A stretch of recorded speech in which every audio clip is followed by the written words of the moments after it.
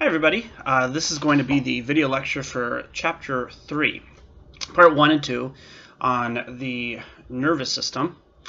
And so basically what we're going to talk about is some of the things that we've talked about kind of in passing when we talked about stuff in Chapter 4.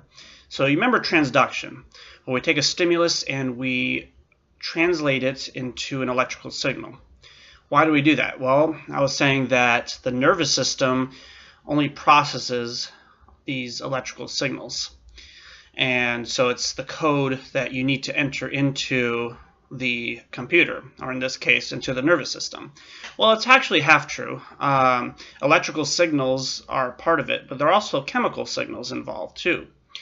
So either way, it's not like you got a stimulus, a visual stimulus, and you got a picture in the back of your mind. That does have to be coded into something, but it's kind of both electrical signals and partially chemical signals that are making our perception happen. Okay, so we're going to start off with the slide where it's got the nervous system divisions. And so the nervous system, well, if you believe in monism, then our mind is our brain controls our mind, right? So our nervous system is controlling everything. So everything from our thoughts, our perceptions, our reactions, everything. Now, our first breakdown here is with central and peripheral nervous system. So the central nervous system is composed of two parts, the brain and the spinal cord. And so, if you think about it, like if you drew a line right through the middle here, it's going through the brain and the spinal cord.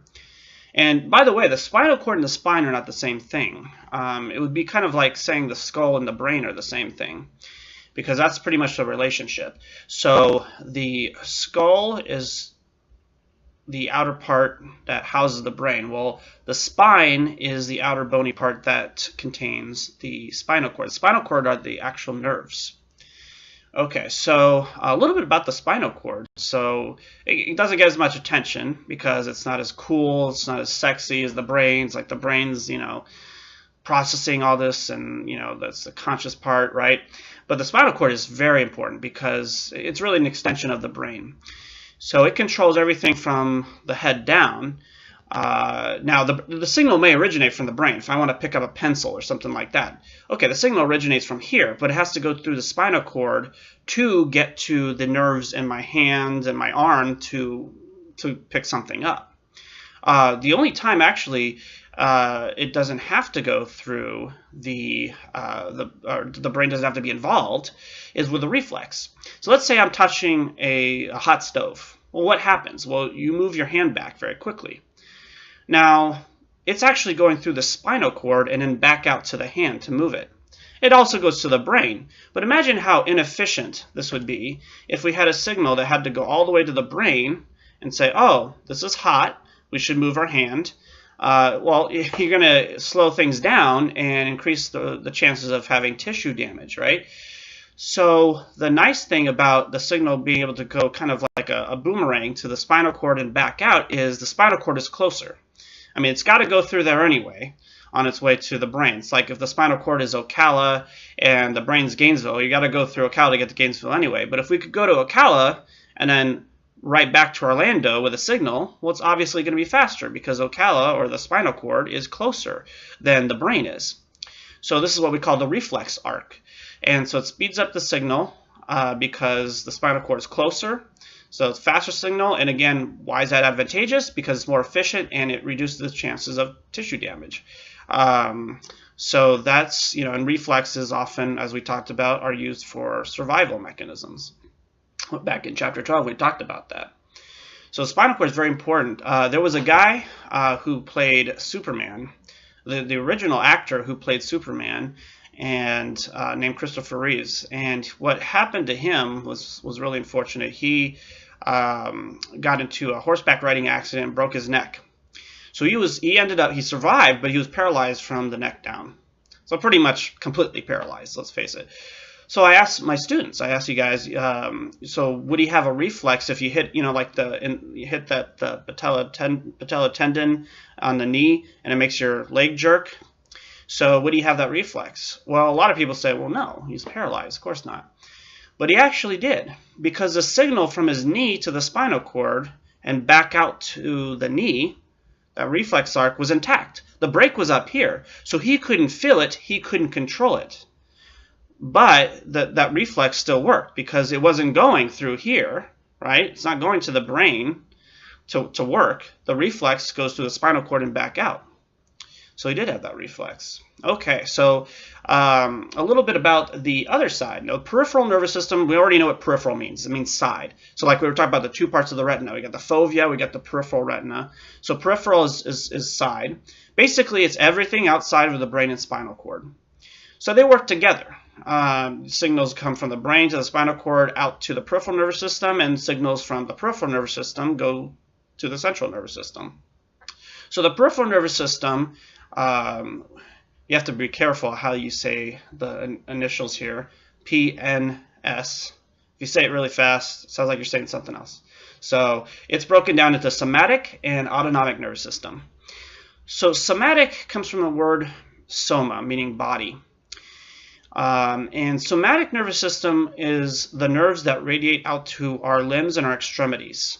And it's more voluntary. Can it be a reflex? Yes, but we're going to think of it as more voluntary. Like, I want to pick up this pencil.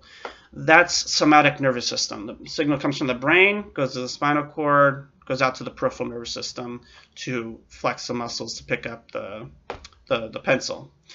So, so think of the somatic nervous system as more voluntary. I decide to do this. And the nerves that extend out to the limbs and the extremities. Now, the other one is the autonomic nervous system. Autonomic sounds like what? Sounds like the word automatic, right? So think of this as more involuntary. Now, these nerves, the automatic nervous system, is more kind of internal organs.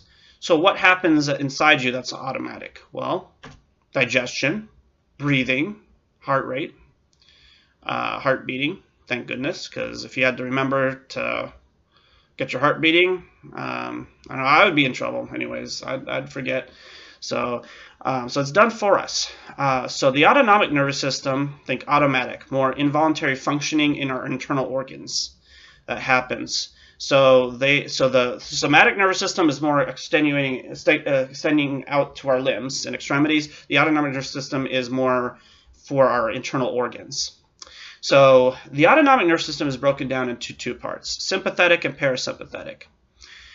So sympathetic, it says on here, arousing. It could be arousing in a good way, or it could be arousing in a bad way. So in a bad way, you think of the fight or flight response. So a tiger is running at you. What do? You're scared. You know, you run away. You try to fight it. You just stay there and wet your pants. What do you do, right? Your adrenaline's pumping. So that's the sympathetic nervous system. Gets us ready for action. But it could be talking about sex.